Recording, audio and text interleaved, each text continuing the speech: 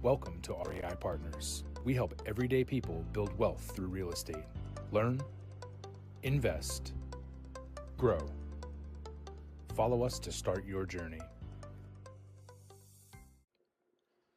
Disclaimer. This show is provided solely for informational and educational purposes. It is not financial, investment, legal, or tax advice, nor tailored to your individual circumstances. Laws and regulations may vary and can change at any time. Always consult qualified professionals before making decisions. Presenters, guests, sponsors, and advertisers assume no liability for any losses resulting from reliance on this information. You are solely responsible for your own actions and decisions. And welcome to the show. I'm your host, Matthew James, joined again today by my friend and colleague, John Wargo. Great. John, if you want to introduce yourself real quick and our sponsor for today's event. Sure. I'm John Wargo, live here in the Lehigh Valley, Pennsylvania. I am a full-time real estate realtor for investment properties, but also a long-time real estate investor right here in the Lehigh Valley with a team of 12 people. I want to thank Sean McPhillamy from Contour Mortgage. He is our sponsor for this evening. We've used Sean for a number of our transactions within the last year, and they've always done a fantastic job for us. So, Sean, thank you so much. Appreciate it. Yeah, and Sean has got a whole line of non-QM products. So if you're looking for something that's not just cookie cutter out of the box, he's definitely your go-to. So thanks again, Sean. So this episode, we're talking about delayed gratification.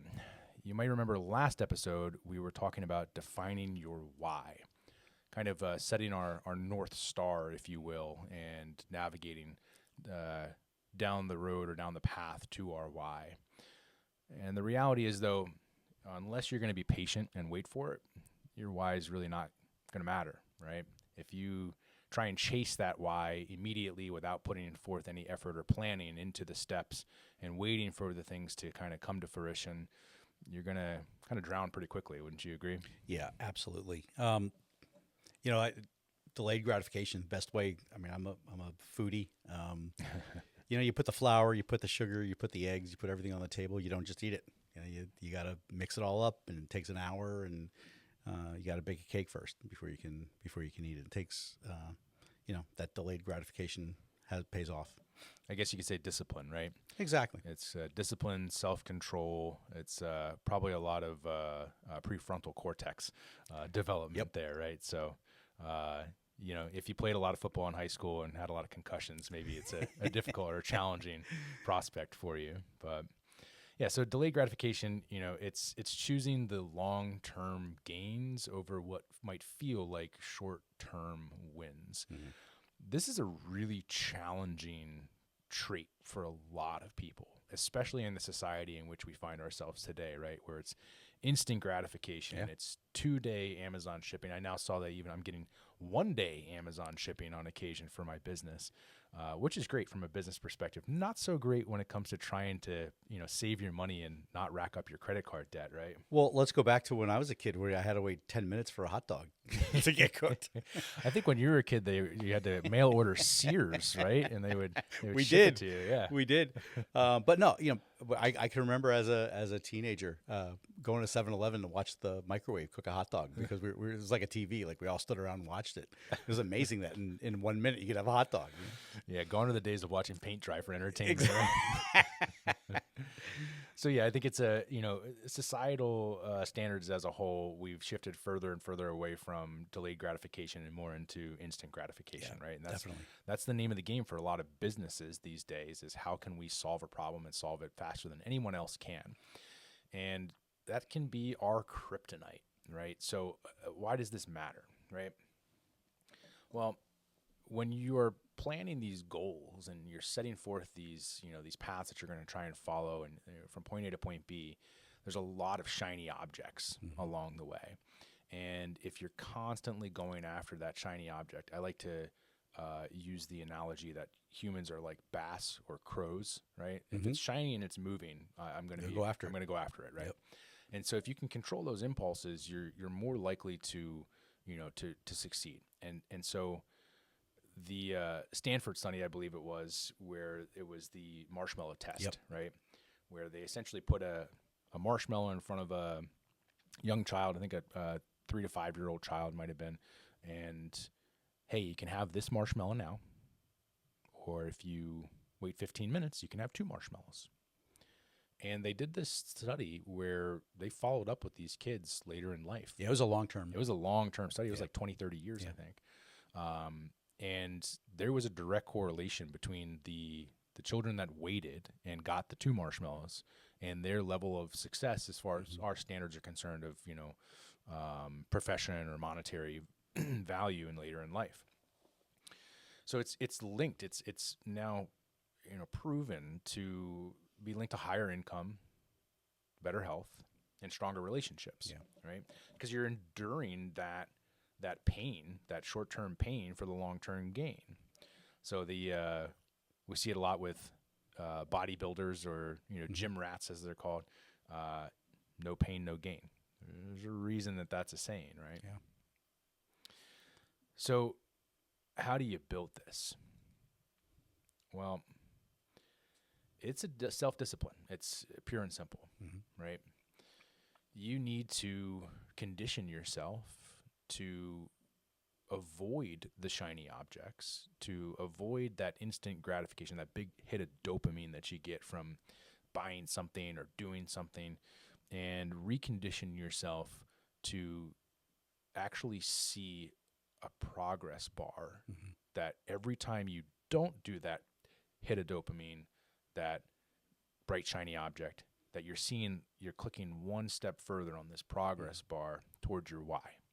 And that's why we started this whole series with defining your why, was because if you don't have that guiding North Star, if you don't have that why, well, then it just feels like you're torturing yourself. Yeah. Right? Like, I'm just not going to eat this. I'm not going to go on this trip. I'm not going to buy this. Why am I doing all this? Why am I making myself suffer? Well, if you have a clearly defined why, you know why you're doing this, right? But if you don't, it's just going to feel painful, and you're not going to stick with it, right? And you can equate this to many different things in our lives. So I brought up the gym or fitness, right? Eating healthy, exercising. I find it's very rare that you encounter somebody who's like wholeheartedly loves eating super healthy. I hate junk food. I don't want to ever eat pizza, right? Most people, we develop our standard American diet, our SAD diet, and we love, carbs and dairy, right? And so it's rare that you find somebody who's not conditioned that way. And everybody's trying to condition themselves the opposite direction, right? To avoid the carbs and dairy. And it's challenging. It's difficult. So you can see this like delayed gratification in diet, right? I'm avoiding carbs and dairy and high fructose corn syrup and processed or refined sugars in order to achieve this longer term goal of health, right? And whatever that might, be for you. That's one perfect example of delayed gratification. Another would be spending, right? Budgeting. That's a huge one, especially in our society. You are tempted with consumerism at every turn, whether it's you have to have the newest iPhone, or you have to have the newest car, or you have to, keep up with the Joneses in any which way, shape, or form. So it's very difficult to avoid these scenarios which you find yourself, wanting to buy or spend or do these things. And same thing, avoiding those traps along the way, you're going to be able to save money. You're going to be able to see that money grow in a longer term benefit. So, John, do you have any examples that you've lived firsthand or maybe seen firsthand of successful delayed gratification? Absolutely. Probably the best and it was almost comical.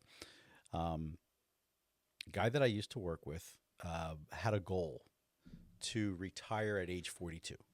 Totally retire, not work again. This guy made $150,000 a year, lived in a one-bedroom apartment that didn't have air conditioning outside of Philadelphia. And his wife begged him for an air conditioner. And he said, if I take that $400 and buy an air conditioner now, that prevents me from buying. And he was set up on a certain stock that he knew exactly. He had everything timed. I'll take that $400 and buy 10 shares of this stock. And he showed me, this was many years later, he retired at age 42.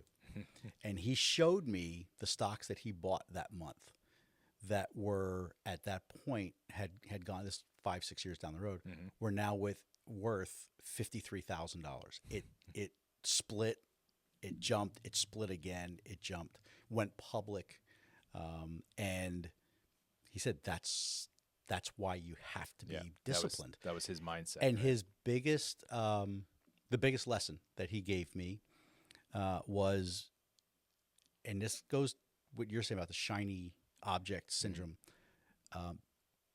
Learn to be like take account of the blessings and the happiness that you have, gratitude in your current in your current life and lifestyle. And if you can be happy with your current life, it allows you to avoid the shiny object syndrome and focus on the goal 5-10 years down the road. Microwave, you always want to be satisfied instantly. Whereas if you're happy with what you have and you're satisfied with what you have right now, and focus on the things that you're happy about. Sure. That was always the thing that led him to be able to do it in a more disciplined fashion. It sounds like a quintessential money can't buy happiness, right? Exactly. Because no matter how much you consume, if you're unhappy, it's not going to fill the void. Exactly. But I think a lot of people would hear, the story of this guy that you just shared and be like, oh, my God, that sounds terrible. He didn't have an air conditioner, so he could buy $400 worth of stock. And that's probably the other side of the extreme. Exactly. Right? And we talked about this in the defining your why as well, goal setting, right? There are guys and gals out there that are going to set these goals. I'm going to have a Bugatti and I'm going to make $12 million and I'm going to do it in 8 months, right? There are people like that. That's not the average person, right? The average person is like, I'll take a Honda Accord, right, and a 3-bedroom house and not have a mortgage, right? And so I think it's defining your why and allows you then to say, what are my priorities and where should I invest my money? And hey, if you're living in Philadelphia and it's August and it's 97 degrees, no one's going to fault you for buying an air conditioner, right? I would. That $400, I don't care how much it's going to be worth 10 years from now. I'm going to want an air conditioner for the next 10 years, right? And so I think it's, really finding that happy medium. But I think a lot of people automatically jump to one extreme or the other, right? Where it's like, oh, well, if I'm going to have delayed gratification, I'm on a budget, that means I can't do anything. I can't buy anything. I can't have fun. I can't go out with my friends. I can't go on a vacation. And, it's true. Yeah, it's going to be less for sure. If you want to be successful, it's going to be less, dramatically less. But this is where budgeting comes into play, right? Where you're setting aside a portion of your income to do with whatever you want to do with it. And at that point, then it's guilt-free, right?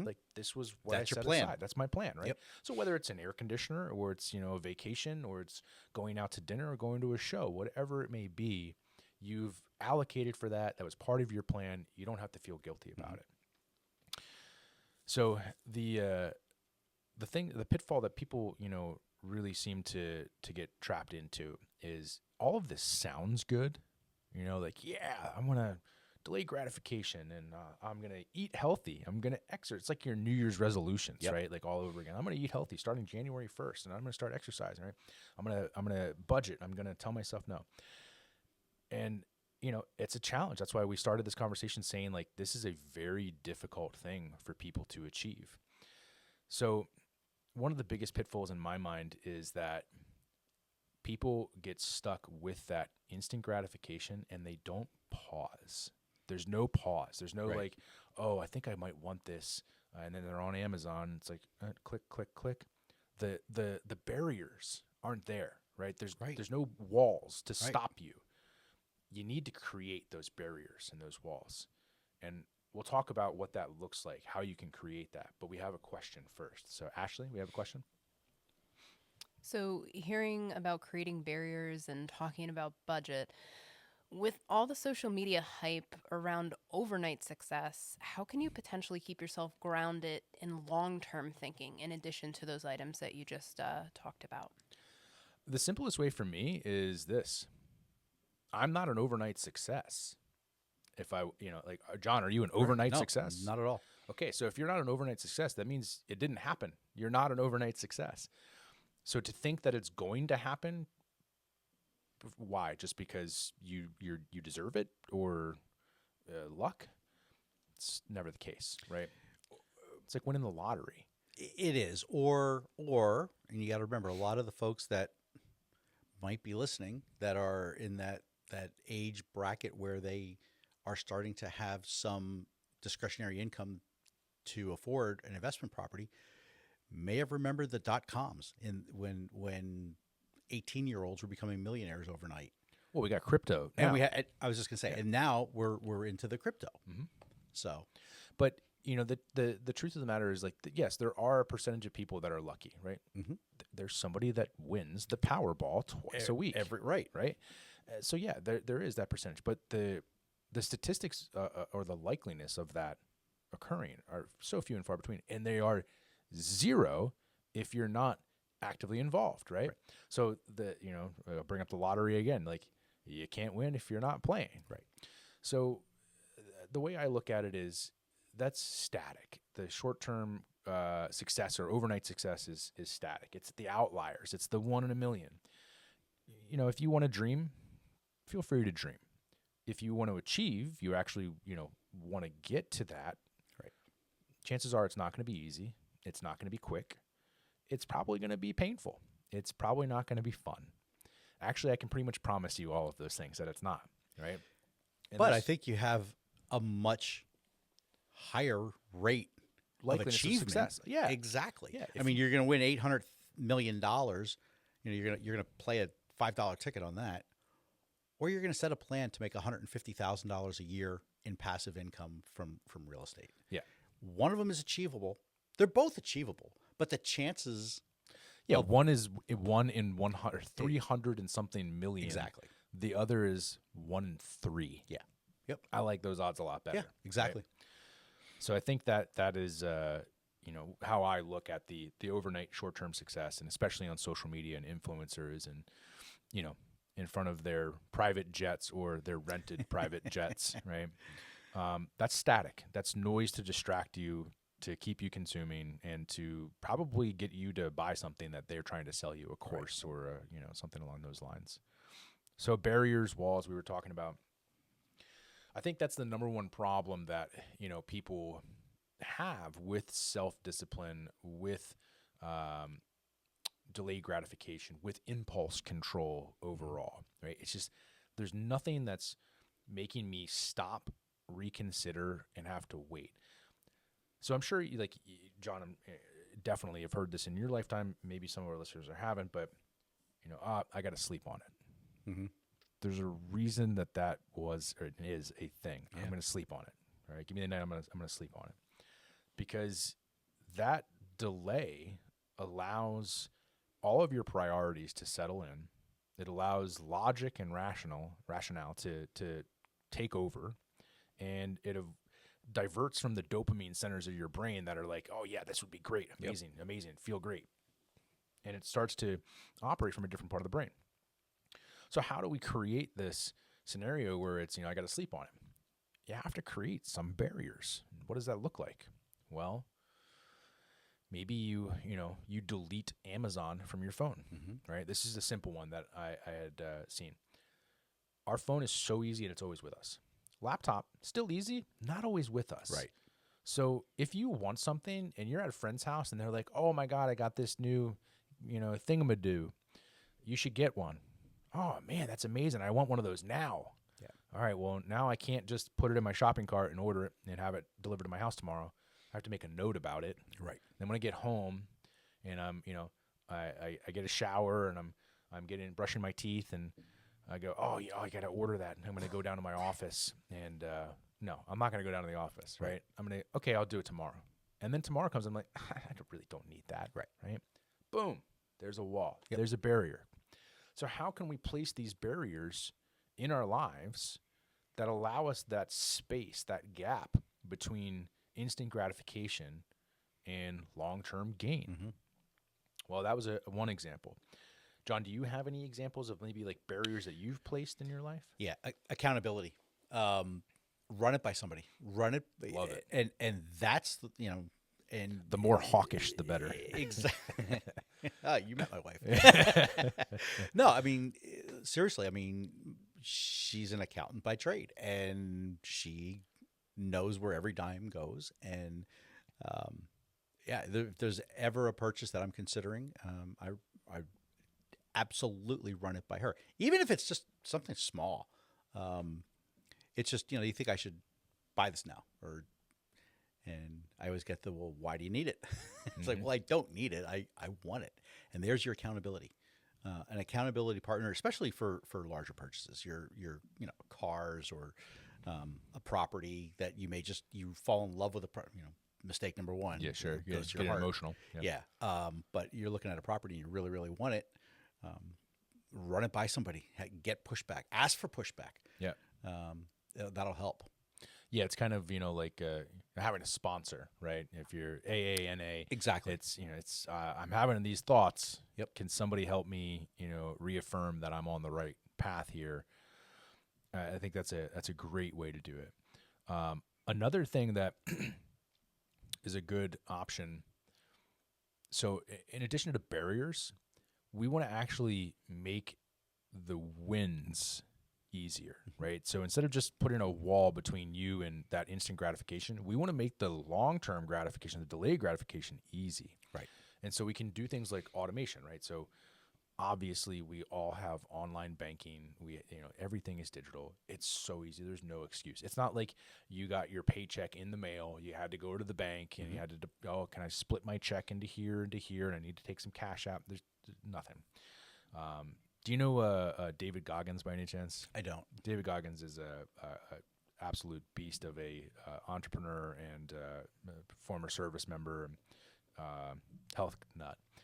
And he talks to people about their fitness regimen. He hears excuses. Well, I just couldn't find the right gym. And he goes, well, you have a floor, right? You have a floor. Do push-ups. Yeah, there you go. No excuses. So same thing. There's no excuses here, right, with the world that we live in. Automating your finances, that you have pots of your money, right, is one of these things for delayed gratification that's so easy. Because when you open your bank account and you go, oh man, I don't have a ton of disposable income in my ordinary checking account, it hits differently than when you open that account and you see, oh man, I've been saving for a year, I've got $10,000 cash here. It's easy to spend $50 on something, right? So automating your wins. Other things like calendar goals, right, where you set a date and you see that date approaching. You're scratching off the days one at a time, like you're getting out of jail. You're getting parole in 6 months, and you got that calendar that you're scratching one at a time, right? That gratification of scratching that day off, it helps combat the impulse of doing those things that are going to derail you or take you off of your path. Yeah, there's another form of that, very, very similar, is where you take your long-term goal, make it an annual goal, and then your quarterly goals, your monthly goals, your weekly goals, and your daily goals. And you literally on the calendar, like you just said, you write down what you have to do to get to that end goal on a full sheet calendar. Yeah. And then you literally cross them off. And if you are honest with yourself and you have an accountability partner and you're able to cross those off, you'll achieve your long-term goal. You won't miss. Love it. I think we have another question. We do, and hang with me for this one. It's a little bit long, but it is very specific to real estate. So, do the principles of delayed gratification apply differently to value add or BRRRR investors versus long-term buy and hold investors? And additionally, how should those expectations be managed before you start your real estate journey? I would say absolutely, yeah. Obviously, first, how you're going into this, how you got to this property, it was probably very different as far as your delayed gratification. Because if you're looking at a BRRRR or something versus a long-term hold, a BRRRR is a shorter-term strategy versus a long-term hold. It's called a long-term hold. So how you got to this conclusion or to this scenario in the first place probably looks different from a delayed gratification perspective. But how you approach and invest into that property and what your plan is with that property is also going to look very, very different.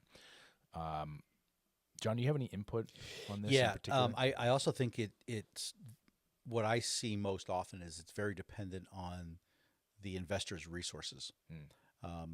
If you need to do a flip to develop seed money for your next subsequent investments, then you have to do a flip. If you're limited in your W-2 income and you don't have a lot of savings that you're going to be able to put aside, then a flip, a smaller home, smaller property needs some work. A flip might be the way to go. Do 1, 2, 3 of those, and now you have enough for a down payment on a buy and hold. Or the inverse of that too, right? You went into it with a buy and hold, and now you see the shiny object coming at you, which is, oh man, there's a great flip or BRRRR opportunity here. If I sell the property that I just bought that I was planning to hold for 10 years, yeah, right? So that's another delayed gratification because you can't do everything, right? You're going to get FOMO no matter what. Yep. And so again, this is discipline. Seeing other people having opportunities and having successes, you can't get distracted. You can't just jump ship. You have to create the plan and follow the plan. Again, and we mentioned in defining your why, like the plan should be evolving constantly. Right. But what it can't be is just, well, the plan went out the window and I'm making it up as I go. Right. I know a lot of people that live their life that way. A lot of people lost money in the stock market that way. There's one theory that set your goal. If you want your goal to be 20%, when your stock hits 20% gain, sell it and take that 20% gain. And there's so many people that stay in for the hopes of it going 30, 40, 50, 100%, and then they lose everything. It's like defining your buy box in real estate, right? It's like, all right, I'm going to spend this much. I'm looking for this type of property in this area. These are the parameters. And then if something falls outside of those parameters, you shouldn't even be looking at it. Right. Discipline. Yeah. So how do you achieve the discipline? Well, we've talked about this in a couple of ways, making the barriers and framing the future goal, having the individual steps that get you there. You got to build skills. You got to save capital. You have to improve systems. You got to grow your network. It's not, waiting isn't the punishment, it's the preparation, right? And so in this time, this point A to point B, oh man, this distant future where I get the reward, the payoff that I've been looking for, you're working in between there. And the work in between there is giving you the shorter term gratification. Right. Oh wow, I just learned that. Yep. I never knew that.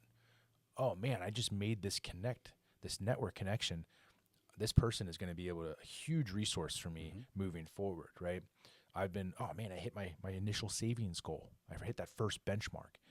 Having those individual chunks, those individual steps, that's what's going to reframe the weight that you're not punishing yourself, you're preparing yourself, right? So we talked about some pitfalls. Shiny object syndrome being the one that I really harp on because it's the most obvious and it's the most prevalent in our society.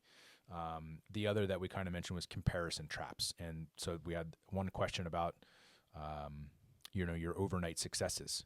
That's the comparison trap, right? It's where am I? Look at where these other people are. Guess what? There are always going to be people above you. Always. And if you live in the United States, there's probably a lot of people below you because we live in one of the most developed countries in the world. And what I have found has been the most successful strategy for me for a comparison trap is I like to reach my hand in both directions. And this is with people, specifically mentors, mentees. I like to find a mentor that is ahead of me, right, above me, and reach my hand up to that individual. While at the same time, I find someone who could benefit from my mentorship, and I reach down, and I become a conduit of information. And this allows me to forget everything else of comparison because I am actively working up and I'm actively bringing people up with me. And so this is what really allows me to kind of forget the highlight reel and understand behind the scenes. Yeah. Right? And I have to say from the 2 years or so that I've known you, you are probably the best person I've known at doing that, at reaching up and reaching down at the same time, and bringing people along with you. I've seen it so many times in your life. Oh, I appreciate that. So, I mean, that's, something I learned. I brought up AA, NA, I dealt with addiction in my life for many years. And that's something that really kind of helped me, frame that part of my life and escape that kind of that routine. So, yeah, it's really important to me. And I highly encourage anybody who's listening, mentorship, finding somebody who's, as I think John said in our last episode, who's already walked through the landmine field, the minefield, right? Where you can follow in those footsteps behind. That is by far the biggest cheat code I have ever found pretty much in anything that I've wanted to do in my life. And that person can also fill so many roles for you. So not only can they be their mentor, they can be the sounding board, like your wife, John, on should I do this? Is this a good idea? Accountability, right? They can be your cheerleader. They can be, the person that helps you define your why, helps you reframe it and change the steps along the way. Having a mentor is really one of the most rewarding parts of your life, and being a mentor as well. So those were some of the pitfalls we discussed: shiny object syndrome, the comparison traps, and then the last is all sacrifice, no joy, right? So you don't want to be the guy who is not willing to spend $400 on an air conditioner, right? Because that is just it's going to make you miserable, and then you're going to be like sweating, dying in your apartment, and going, I hate my life, and this is stupid, and that's going to it's going to derail you, right? Again, there are those people out there. Clearly, one, and they're laser focused on their goal. It's not most people. So, defining your realistic goal of your reality and how you're going to get there, buying an air conditioner is along the way. It's fine. Celebrating the progress without killing the momentum. That's what we're looking for. I've seen, and even recently, we talked about real estate with regards to don't sell, just in light of the economy that's kind of in a balance right now. I've had people call, they want to sell their real estate, their investment properties. And it's like every time we've had a downturn in the economy, it's always come back stronger. And the especially if you have a rental property. I mean, if the housing market tanks, I've never gone out and lowered my rents. Right? You might owe more than your house is worth, and you hang on to it for a little while longer. Yeah, it's same as your stock, right? Exactly. You bought the S&P 500. It took a 20% dip. You only lose if you sell. If you sell, right? Yeah. Same thing. Yeah. John, is there any? Are there any cases of delayed gratification that you can identify in your personal life that you struggle with? I know I have one that I'm gonna share then. Yeah. I would say when it comes to, and this is coming from me being in a different season than you. Maybe I just see it because I may not have as long to live as you. Sure. When I'm looking when I'm evaluating real estate, I'm looking for the diamond in the dirt. I don't focus as much on those long term. Yeah, you're looking for the 1 in 100 that.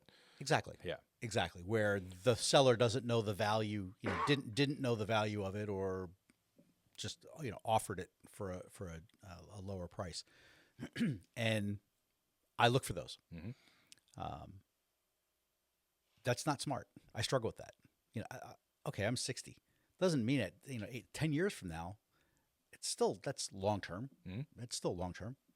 That's when I'll be reaping the benefit of it. So it's short sighted for me to be looking at only the slam dunks, the grand slams.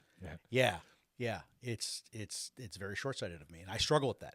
Gotcha. Well, we have a question, and then I'm going to share my delayed gratification problem.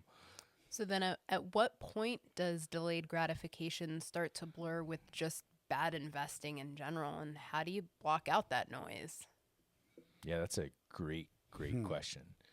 And I don't know that we are really the people to answer that question, because everybody's circumstances are going to be different. Yeah. You're going to reach a certain point where maybe it's just not tolerable for you fiscally, right? Like you got beat up on a deal in some way, shape, or form, whether it was the stock market or it was real estate, whatever, and you just can't tolerate anymore. Or you're getting wind that a company that you've been working with is restructuring Chapter 11 or something like that. There's so many variables there. I think for me, I can only speak for myself on this. I get a gut feeling where I'm willing to kind of take a loss, and I'm willing to ride it down quite a bit. And I get to this point where I have a gut feeling that it's only going to get worse. And sometimes that gut feeling is wrong, and sometimes it's right. And of course, I look for evidence to substantiate, my reasoning or my logic. But at the end of the day, none of us have a crystal ball. So, hindsight being 2020, you're never going to know if it was the right decision or the wrong decision. Obviously, I would encourage anybody who's in that position, speak to a financial advisor, get a full picture and understanding of your financial position and what you can tolerate, and then set the line, right? So set that line, like John was saying, on the upside. I was looking for a 20% return. I achieved that return. You did it. Get out. Mm-hmm. If you set your line before you bought your property, that's the key here. You have to set that line before you made the investment. Know what your exit strategy is, right? So, look, I'm hoping for this, but I'm hoping for the best, planning for the worst. My plan for the worst is that if I lose more than 25%, I got to cut my losses and I got to look for the next opportunity. And there's clients that we've spoken to, and again, it comes from what your resources are as well. Like you said, get your full picture from a financial planner. It sounds absolutely absurd to buy a property that is negatively cash flowing $1,000 a month. I've got one. But that's the appreciation play. Yep. And folks in New Jersey, New York are very familiar with it. It's no different than putting $1,000 into your 401k every month, knowing that at the end, the long play, you're going to have a pile of money. Yep. Well, these folks that are buying properties in New York and are losing cash flow of $1,000 a month, after 5 years, it's $60,000 that they're out, but the property appreciated $250,000. Yep. So again, it all comes down to where you're starting, what pile of resources you have right now when you're starting as well. Yeah, I think that's good advice. So I wanted to share my delayed gratification challenge. I am a motorhead. I love cars. I got my first car at 13. It was a 1966 Mustang. Spent 5 years restoring that vehicle with my dad. I've just been addicted to cars since I was a kid, and I'm at a time in my life where I can practically afford any car that I would like within reason. Right? I'm not the guy that is ever really going to go for supercars unless I am obscenely wealthy. Just the maintenance and the upkeep and the garage clean. I want to drive my car. I want to beat the crap out of it, to be honest. But any car that I grew up really, idolizing or wanting, and most cars that are on the market today, I could afford without a car payment, without any real, trouble. And I continuously have to fight that fight every day not to do it, because I know that it's going to derail me. It's going to delay me from my plan. So I'm actually looking at delayed gratification and delaying this purchase, because if I make the purchase, it delays the goal. Right. And so that's something I struggle with. And my significant other, she is the voice of reason and has to talk me off the ledge. Like, look, you can do it. You have the ability to do it. If you want to do it, I'm not going to tell you no, but there's always the but. Here's what it's going to mean. Here's the impact. Right? Here's the impact. And then when I see the impact and I'm like, yeah, I guess I could buy at least like probably two more properties with just what I would pay for that car. Right. And then you got appreciation versus depreciation. Right? One pays you, the other one costs you. So it's not even just the missed opportunity cost of those one or two properties. It's the ongoing expenses that go along with it, right? And the loss of the capital over time. Well, there's your plan. Buy the property, have it kick off enough money to buy the car. 100%. There's a lot of people that approach it that way. My problem is that I buy the property, it starts kicking off money, and then I go, I need another property, right? And then I just keep kicking the can further down the road. And at some point, it becomes a game, right? At some point, it actually becomes a game to be like, how long can I abstain from buying a car, right? Because I'm doing great. It's been years. It's been 5 years. Now, don't get me wrong. We have cars, right? Right. But I'm talking about like a midlife crisis type of car, right? 68 Mustang GT with 302. Something that was on my wall, as a poster when I was 17 years old. So, it becomes a game now of like, how long can I kick the can down the road? And, at some point, I'll probably have enough properties that I can just start a business that leases and rents those cars, so then they don't become a liability, right? Or I saw Porsche has a new program where you can rent a Porsche, I think, for like 3 months at a pop, and I'm like, well, hey, you don't have any maintenance, you don't have any insurance, maybe once every 2 years I'll rent a Porsche for 3 months. There you go. Right? There you go. So that's my ongoing struggle with delayed gratification. I want to share a quote that I really liked. It's attributed to Abraham Lincoln, but it's discipline is choosing between what you want now and what you want most. Yeah. And I really liked that one. It kind of hit home. And there was one other that I liked that was it's attributed to Anonymous. I'm not sure where it came from, but delayed gratification isn't a no, it's a not yet. Yeah. And that is like the most quintessential tagline for delayed gratification, right? You're not saying no, you're saying in a little bit, right? You're saying wait. And I think if you can get comfortable with that, you can get comfortable with it can wait. Man, the power in that is pretty phenomenal. That's how empires are built, right? Exactly. Rome wasn't built in a day. Exactly. Yeah. Exactly. Ashley, do we have any additional questions for today? Not at this point.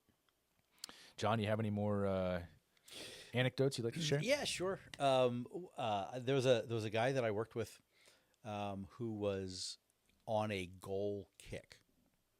Health, finances, things like that. His health kick was reaching different plateaus of strength. Gotcha. And what he did, this is absolutely crazy, is he would deny himself the comfort of sleeping in a bed until he met his next goal. So it might be like, I don't know, 2 weeks where this guy would sleep on the floor. And then when he would reach that goal, he'd sleep in the bed for a couple days, a week, something like that, come up with a new goal, and then sleep on the floor until he hit that next goal. I love it. It's an extreme example, right? But it works, right? Yeah. And he said he hated it. He absolutely hated sleeping on the floor. He didn't do it because he liked it. Yeah, of course. He did it as punishment to himself to strive to get better. Pain and reward. Exactly. Right? And I think we talked about this last time too. If you're comfortable, if you're not uncomfortable, you're not growing. Exactly. Right? So if you're just, going through life and everything is comfort and easy peasy, look, there's nothing wrong with that. And we all seek comfort, but you're probably not growing leaps and bounds as an individual. And probably the same could be said for your finances, for your investments, your portfolio, your retirement. If you're in the set it and forget it mentality, you might have a positive outcome. You might not. I can tell you that you have a much higher likeliness of having a positive outcome if you are actively participating in what that future looks like. Right. And there's people that prefer comfort over success.